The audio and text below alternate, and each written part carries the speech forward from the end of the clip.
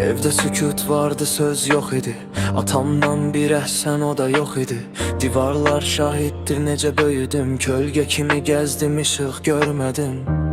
Uşaq vaxtı gözüm qapıdaydı. Bir dəfə başımı sığallayardı. Amma sərt baxış, soyuq otaq, sevgi yok idi. Təkcə qayda, qanun, qadağan. İçimdə yanırdı sessiz üsyan. Heç nə olmaz səndən deyirdi zaman.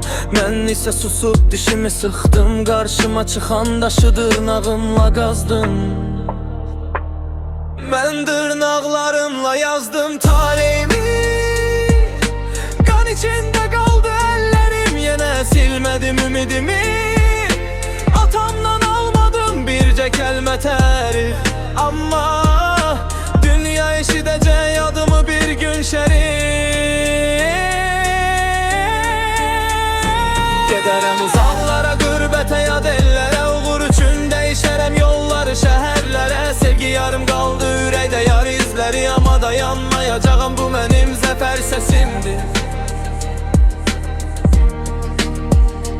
Zəfər səsimdir.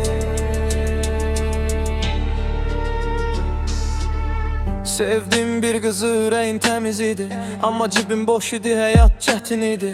Dedi sən yaxşısan, amma yetməz. Demək pul sevgi qədər qiymətlimiş demək. O gün anladım həyat dərsini. Ya qal ya dəyiş taleyin tərzini. Bileti aldım, gözlərim dolu. Arxada qaldı uşaqlığımın yolu. Ölkəni tərk etdim bir çamadanla. Arzular ağır idi, çinlərimdə dağla. Yad dildə işlədim gecə gündüz. Yuxusuz qaldım amma sönmədi içimdəki köz.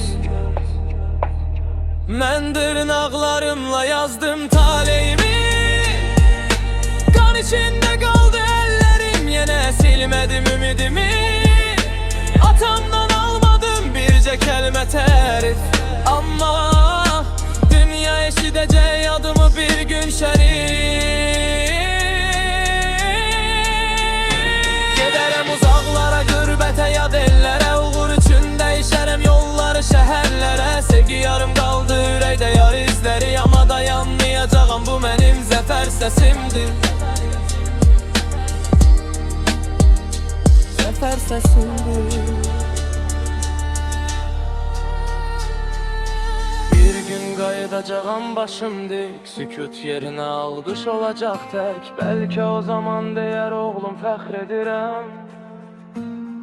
Amma o günə qədər özümü özüm təsdiq edirəm.